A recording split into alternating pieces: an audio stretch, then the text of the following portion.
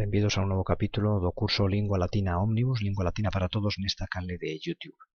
Nos dous capítulos anteriores detivémonos no alfabeto latino, sobre como se pronuncian as súas letras, como é a súa prosodia, en que lugar da palabra caen os acentos, e agora ímonos centrar na estrutura interna do latín, como se construen os seus enunciados. Veremos que vai ser moi importante a palabra caso, representada aquí nesta imaxe, na terceira línea onde pon aí en latín casus. Imos ver que é iso do caso, que son os casos que teñen que ver co latín e con outros idiomas. Ben, antes diso, para poñer un pouco en perspectiva esta idea, hai que pensar ou ser consciente de que non todas as linguas do mundo funcionan igual. A súa estrutura morfolóxica e sintáctica varía. Pódense agrupar ou tradicionalmente se agrupanse en varias clases, non? Sen ánimo de ser moi exhaustivo, veremos aquí agora tres.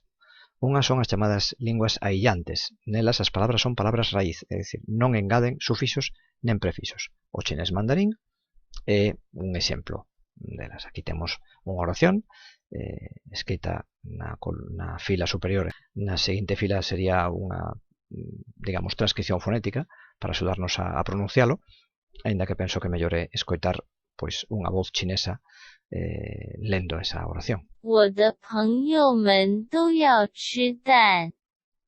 Así soaría esa oración.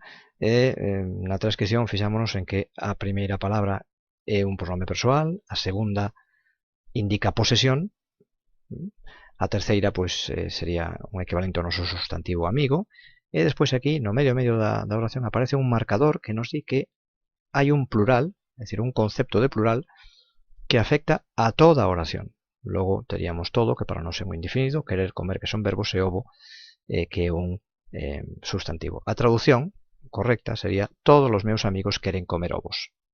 Vemos que tanto o suxeito, todos os meus amigos, como ovos, que sería o obxecto directo, están en plural, como dicía antes, porque este marcador que aparece aquí no centro achega a noción de plural a toda a oración. Comprendido? Pero non expresa o plural como facemos nós en amigos, que ten un S, ou en ovos, que ten tamén o S característico do plural no noso idioma, non?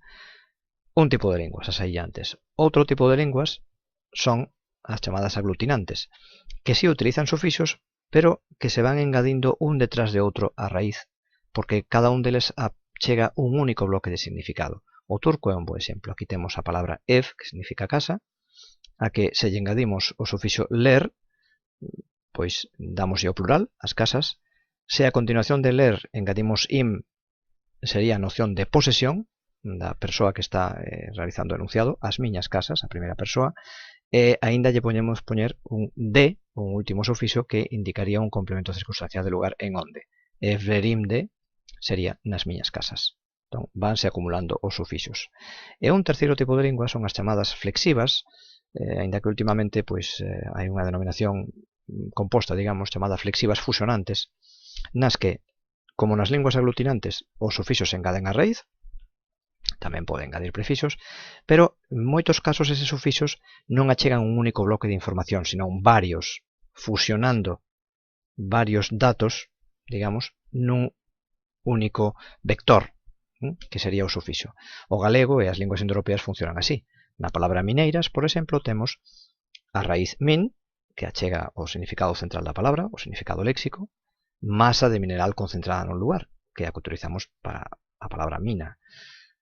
Co sufixo eir, que é derivativo, engadimoslle un matiz de acción nesta palabra, logo engadimoslle o sufixo a, que aí situado indica feminino, é unha muller a que traballa na mina, e finalmente o sufixo s, con el achegamos a noción de plural, é dicir, non é unha muller que traballa na mina, senón que son varias, mineiras, comprendido? Así que, como dicía, de maneira parecida ás linguas aglutinantes, os sufixos vanse acumulando, pero hai algúns sufixos, sobre todo os gramaticais, como nos di aí, que son moi importantes no funcionamento das linguas flexivas e fusionantes, que achegan algúns deles, varios bloques de información.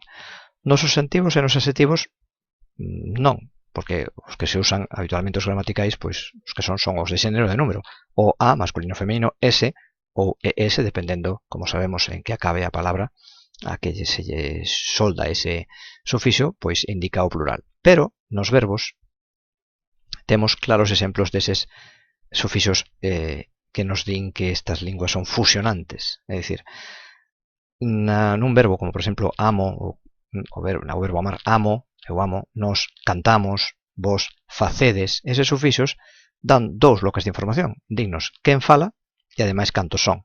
Primeira, segunda, terceira persoa de singular ou de plural. Pero penso que con máis claridade incluso se ve noutros sufixos que utilizamos nos verbos. O sufixo va en amaba, por exemplo, danos tres datos. Dinos pretérito imperfecto, indicativo e voz activa. De igual maneira, o sufixo orá, en fixera, por exemplo, é pretérito pluscuamperfecto, indicativo, voz activa. E se, en, por exemplo, fixese, sería pretérito imperfecto, pero subxuntivo e voz activa. É dicir, tres grupos de datos, tres datos, mellor dito, nun único sufixo. De aí a denominación de fusionante. Ben, que pasa co latín? Pois o latín é un idioma tamén flexivo fusionante. Na evolución lingüística raro é que os idiomas cambien de tipoloxía. Non? Se o latín é unha lingua flexiva fusionante, que o era, o normal é que as súas descendentes, as súas herdeiras, as linguas romances tamén o sexan. Vale. O que acontece é que o latín ten algo que o distingue das linguas romances, e é que a información que achegan eses sufixos, a parte de xénero e número, como pasa nas linguas romances, no caso dos sustantivos, adxectivos e pronomes, como di aí, pode ser tamén sintáctica, é dicir, poden indicar, e de feito indican, a función que vai cumprindo a palabra na oración. E a ese sufixo que indica a función que cumpre a palabra na oración chámaselle caso. Un caso é un sufixo. Comprendido? Ben, hai tamén linguas actuais que empregan casos, non é cuestión de que o latín tiña esa maneira de funcionar e como as linguas romances non o teñen, pois é algo que quedaron no pasado e non haxa ninguna lingua hoxe que utilice casos, sí que as hai. Por exemplo, esta de aquí, temos unha palabra base neste idioma que mendi, significa monte. Se queremos expresar nunha oración o suxeito, que esa palabra vai ser o suxeito, temos que poñerlle o sufixo a. Se dicimos o monte está preto da beira-mar, temos que decir mendia. Pero, se quero decir que os montes están preto da beira-mar, o de novo suxeito, pero en este caso plural, cambia o sufixo, é mendiac. Vale? Se quero decir nos montes, complemento circunstancial de lugar en onde, é dicir, pois nos montes hai moitas árbores, teño que decir mendietan. E se quero decir que vou cara ao monte, cara a un só monte, teño que decir mendirunts, complemento circunstancial de lugar a onde. Bueno, este idioma, por si alguén non se decatou, é o euskera. Vale. Outro idioma que segue empregando casos é este. Temos neste idioma o artigo, expresase así, der, di, das. Masculino, feminino e neutro, porque nese idioma hai xénero neutro. Que se traduciría por o, a, o. Bueno, como se ve aí en galego, o masculino e o neutro non se distinguen. En castelán sí, queda un pouco máis claro, ou diría máis claro. El, la, lo. Entón, se eu vou utilizar o artigo para determinar unha palabra que vai funcionar de suxeito en singular na frase, teño que decir der si é masculino, ti si é feminino e das si é neutro. Pero, se vou determinar unha palabra con ese artigo que vai cumprir a función de complemento de réxime, que é a que nos normalmente expresamos coa preposición de, non? Pois a casa do meu pai. Ese do meu pai é un complemento de réxime. Pois aí teño que decir, xa non teño que decir der no masculino, senón teño que decir des. Non teño que decir di no femenino, teño que decir der, e non teño que decir das no neutro, senón que teño que decir des. E o mesmo pasa, como se ve na seguinte fila, para o complemento indirecto en singular. Ben, ese idioma, plenamente vivo, é o alemán, que funciona así tamén. Vale, entón, o que hai que saber agora é que funcións sintácticas representa o latín mediante sufixos. Nos sustantivos, adxectivos e pronomes, como decía. Porque, claro, funcións sintácticas, segundo estudiamos na escola, pois falarnos de suplemento, de complemento directo, indirecto, circunstancial, predicativo, atributo, vale? Entón, o latín non expresa unhas determinadas funcións sintácticas que corresponden con denominacións que utilizamos hoxe en día. E son as seguintes. O suxeito e o atributo son expresadas polo latín mediante sufixos, igual que o complemento directo, o complemento de réxime, o complemento indirecto e o complemento circunstancial. Esas 5 funcións, 6 se contamos o atributo. De acordo? Ben, pois eses sufixos que expresan esas funcións teñen un nome, vale? E debemos referirnos a eses sufixos polo nome correspondente. Nominativo. Que é o caso nominativo?